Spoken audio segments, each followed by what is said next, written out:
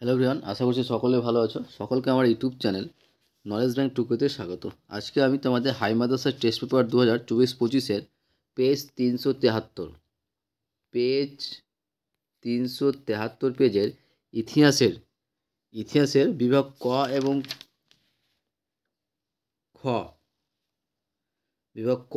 খ এর যে সমস্ত কোশ্চেন আছে সে সমস্ত কোশ্চেন নিয়ে আমি আজকের ভিডিওয় আলোচনা করব। ওকে, এবং ভিডিওটি ভালো লাগলে অবশ্যই বন্ধুদের সঙ্গে শেয়ার করবে এবং কমেন্ট করে জানাবে, এবং তার সঙ্গে চ্যানেলটিকে সাবস্ক্রাইব করে নেবে এবং তার সাথে সাথে পাশে থাকা বেল আইকনটিও ক্লিক করে নিও, যেন পরের ভিডিও দিলে তোমরা সেই ভিডিওটার নোটিফিকেশন সঙ্গে সঙ্গে পেয়ে যাও। তাহলে শুরু করা যাক। ফার্স্ট বলেছে বিভাগ কয়ের, বলেছে সঠিক উত্তরটি নির্বাচন করে সম্পূর্ণ বাক্যে লেখো।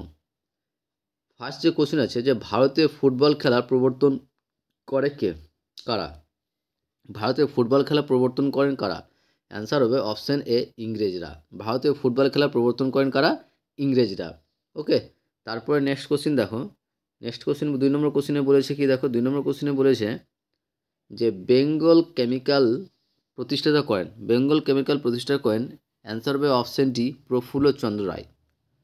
নেক্সট, যে সরকারি নথিপত্রগুলি যেখানে সংরক্ষিত রয়েছে, সরকারি নথিপত্রগুলি যেখানে সংরক্ষিত রয়েছে, অ্যান্সার হবে অপশন এ, মহাফেজ খানা।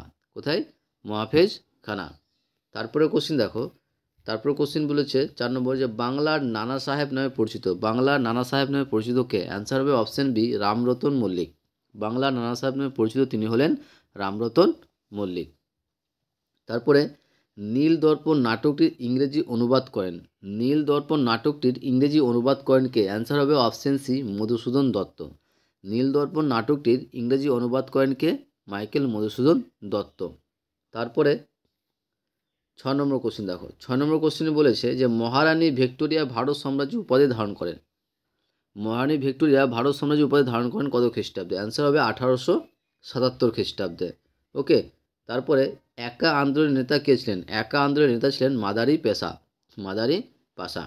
তারপরে নেক্সট কোশ্চেন দেখো, বলেছে রাজ্য পুনর্গঠন কমিশন গঠিত হয়। রাজ্য পুনর্গঠন কমিশন গঠিত হয় 1953 খ্রিস্টাব্দে। ঠিক আছে, ওখানের মধ্যে কিন্তু একটা অপশন নেই। আমার সঠিক অ্যান্সার হবে 1953 খ্রিস্টাব্দে। তারপরে 9 নম্বর, যে বাংলা ভাষার প্রথম ছাপা বই। বাংলা ভাষার প্রথম ছাপা বইটির নাম কি? অ্যান্সার হবে অপশন বি, অন্নদা মঙ্গল। তারপরে 10 নম্বর কোশ্চেন দেখো। 10 নম্বর কোশ্চেনে কি বলেছে?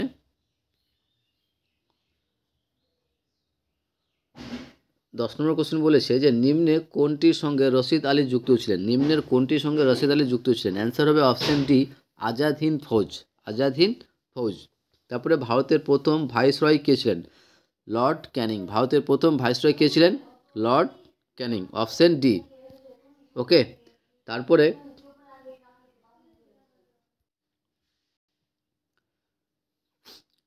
নেক্সট কোশ্চেন বলছে গান্ধী ভুঁড়ি নামে পরিচিত ছিলেন।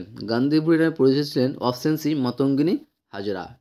তারপরে 13 নম্বর কোশ্চেন দেখো। 13 নম্বর কোশ্চেনে বলেছে মহারাষ্ট্রের সমাজ সংস্কার আন্দোলনের সঙ্গে যুক্ত ছিলেন কে? অ্যান্সার হবে জ্যোতিবা ফুলে। নেক্সট বিভাগ খ।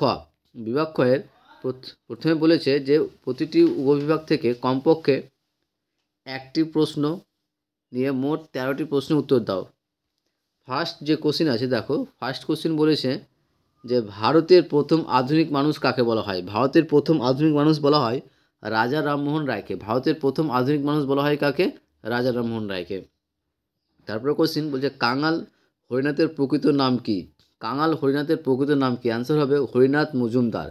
কাঙাল হরিনাথের প্রকৃত নাম কি? অ্যান্সার হবে হরিনাথ মজুমদার। নেক্সট বলছে ইন্ডিয়া উইন্স ফ্রিডম বইটি কার লেখা? অ্যান্সার হবে মাওলানা আজাদ। ঠিক আছে, কী হবে? মাওলানা আজাদের লেখা ইন্ডিয়া উইন্স ফ্রিডম। তারপরে বলেছে সত্য মিথ্যা নির্ণয় করো। ফার্স্ট বলছে মীর নিসার আলী বাঁশের কেল্লা তৈরি করেন। অ্যান্সার হবে সত্য, মীর নিসার আলীর তিতুমির। হ্যাঁ, তিতুমির নামটি হচ্ছে মীর নিসার আলী। যে মীর নিসার আলী বাঁশের কেল্লা তৈরি করেন, অ্যান্সার হবে সত্য। নেক্সট বলছে মপলা আন্দোলন হয়েছিল কাশ্মীরে। এটা কি হবে? মিথ্যা হবে। বঙ্গভঙ্গ আন্দোলন হয়েছিল 1922 সালে। এটাও কি হবে? মিথ্যা হবে। নেক্সট এশিয়াটিক সোসাইটি কে প্রতিষ্ঠা করেন? এটা সত্য মিথ্যার মধ্যে পড়ছে না, তো এটা যাই হোক কোনো একটা নাম দেবে, বা যদি উইলিয়াম জোন্স দেয় তাহলে এটা কী হবে? সত্য হবে। ঠিক আছে, উইলিয়াম জোন্স বাদে যদি কেউ নাম দেয় তাহলে সেটা কী হয়ে যাবে? মিথ্যা হয়ে যাবে। তারপরে ক স্তম্ভ এবং খ স্তম্ভ। ফার্স্ট বলেছে হিন্দু মেলা। হিন্দু মেলার অ্যান্সার যেটা হবে সেটা হচ্ছে অপশন বি, নবগোপাল মিত্র। নবগোপাল মিত্র। তারপরে বাল গঙ্গাধর তিলক। বাল গঙ্গাধর তিলক হবে অ্যান্সার ডি, পাঞ্জাব কিশোরী। হরি সিং অ্যান্সার হবে কাশ্মীরের রাজা। হরি সিং ছিলেন কাশ্মীরের রাজা। ঠিক আছে, তারপরে কোশ্চেন দেখো, বলেছে নিম্নলিখিত বিবৃতির সঙ্গে কোন বিকল্প ব্যাখ্যাটি সবচেয়ে মানানসই লেখক। ফার্স্ট বলছে রবীন্দ্রনাথ ঠাকুর গোরা উপন্যাসটি লিখেছিলেন।